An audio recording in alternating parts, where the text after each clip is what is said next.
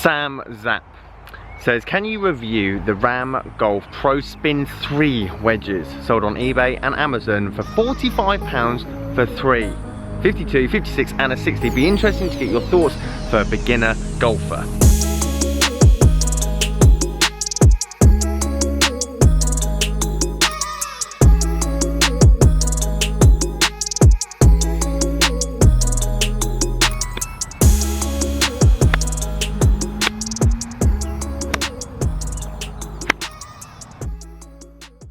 Guys, how you doing? Welcome back to a brand new video. It's Simon down here at Henwick driving range coaching this afternoon. However, I want to test out my new wedges. That's right, my new wedges, hence why I've bought the left-handed version to go in my left-handed set. Obviously I'm trying to break 80 by the end of February next year. Sam makes a good point, and I get this question quite a lot. Do you buy a brand new set of cheap wedges, even at $54.99, that's a great value when you break it down cost per wedge, or do you buy a second-hand used expensive one? So the fact that these are going in my bag without me even taking the wrapper off yet probably answers quite a lot of your questions. However, I should probably give them a hit and give you a thought on how these feel and sound compared to the more expensive brands like Titleist, Callaway, etc, that I've tried over the years, and then probably explain to you why you should probably opt for one or the other depending on where your golf game is.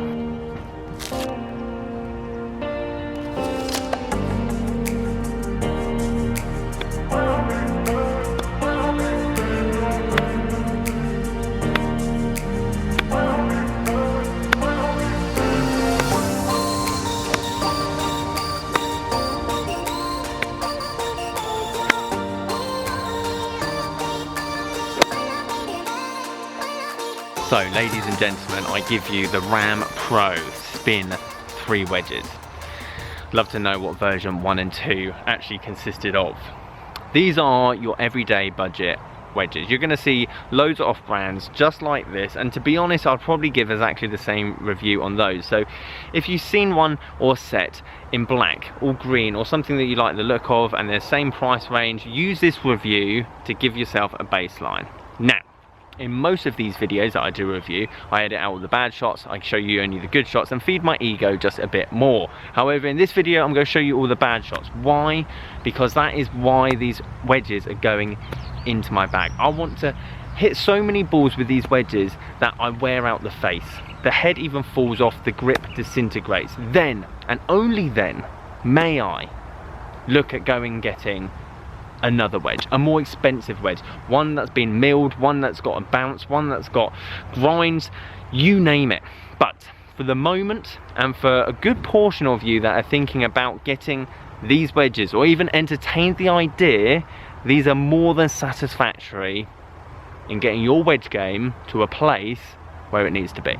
Now, hitting these wedges was like going down memory lane, because it brought me back to when I first started playing this game, obviously right-handed, and I had my 3 set of Vokeys, which probably cost me £300 all in all back in the day when a wedge was £99, and it reminded me of this high floaty nowhere shot where pretty much all my wedges, 52, 56 and 60, all kind of went the same distance. I could barely get a 52 to go 80 yards, but the pitching wedge in my normal set probably about 125. And that goes to show how poor my technique was at the time, and no matter how much money I threw at my wedge, it would have still given me the same effect. Yes, it would have looked nicer, yes, I might have been able to have a fitting, and potentially I might have got another 400 RPM out of the rough and the dew. However, did that mean that I was going to score any better on the day? Did it help my wedge game? No. 5 to 6 years, I think, of grinding my wedge game got me to a point where now I could even flip a wedge upside down and still pitch it better than I can left-handed. Now, in terms of the tech, I don't know what the bounce is, I don't know what the grind is, but if you're still worried about that, then you should have probably have clicked off this video already. What I do know is that if I was to hit these against an expensive wedge on a launch monitor, yes, I might get a better performance from an expensive wedge. However, if you were to look at my dispersion from both wedges, they would look the same. They'd look like one going 20 yards, the other one going 80 yards to the right, the next one going 90 yards to the left, the next one thin to about 120, and it wouldn't make the blindest bit of difference. I'm not saying these are as good as expensive wedges, far from it. However, with my swing and my ability in my left hand game at the moment, you wouldn't be able to decipher between the two. If I was to put a blank masking tape cover over both of these, obviously not on the faces, and with another wedge out there, I'd be very surprised if you'd be able to tell anything from the data purely from my inconsistency. Yes, your scratch handicapper is going to pick up one of these and go, what the hell was that? But if you're not a scratch handicapper and you're looking to get your first set of wedges, this is what I'd recommend. Now, the reason I'd probably recommend these opposed to a second-hand expensive wedge, and there's not really much in it, but first of all, I don't think anyone that's buying their first second-hand wedge would really know what they're after. Don't get me wrong, the guys that are watching this that love tweaking, changing their bag, play off single figures and looking to upgrade their wedges because they've worn out the old one, you know what you're after. You know what grind you are, you know what manufacturer you like, you know whether it's oil can, you know whether it's steel, brushed, whatever.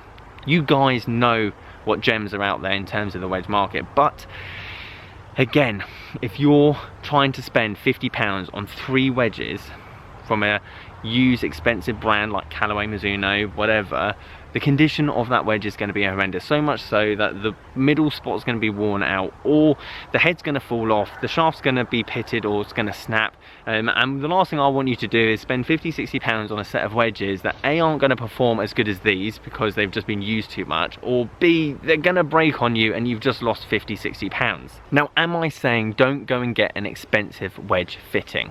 No, far from it. Actually, the opposite. I want you to grind so hard away at your game that you hit 10,000 wedge shots off grass. Grass is important.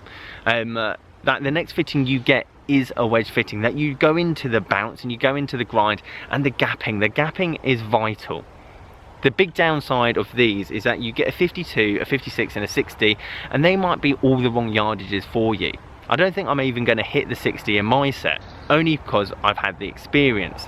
You might have a pitching wedge that goes 140 yards, and then all of a sudden you get this 52 that does 80. That's a 60-yard gap, and that's basically pointless, and you're going to have to spend more money to fill that gap. However, what I couldn't do 10 years ago or so when I started this game, and what I can do now, is maneuver all of these. I'm talking about half swings, I'm talking about punch shots, I'm talking about flop shots, I'm talking about catching the ball and actually compressing it so you do get 10,000 RPM. My swing at the moment wouldn't be able to get 12,000 RPM that all the Titleist SM8 wedges can do, or Mac Daddy wedges or anything else. I'll be lucky to get 6,000 purely because my swing mechanics are so poor, and that's exactly the same as I see for a lot of people that spend a lot of money on their brand new wedges. And by the time their wedge game is any good, they've worn out their wedges. They've used them in bunkers, they've used them out on the golf course. So when they actually need that groove technology, when they actually need that spin or the milled face or whatever you want to call it, those wedges are now too old and worn. So yes, I will test these with a launch monitor against another brand or another wedge, whatever it might be, your premium style club.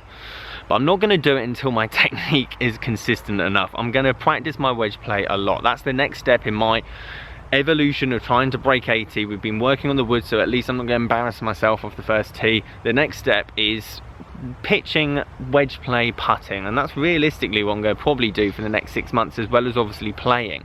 It's such an important part of the game. Anyone that's any good at this game that's watching this video will tell you that as soon as they started practicing their wedge play, the game became easy. If I said to you within 100 yards of the flag, you're always going to be within 20 foot of the flag after that shot, how easy is it then? And you're thinking, Simon, that's pro level, that's not even near pro level. So if you just put a bit of time, stop whacking balls with your driver, stop whacking balls with your 3-wood, start whacking balls with your wedge, off grass that is.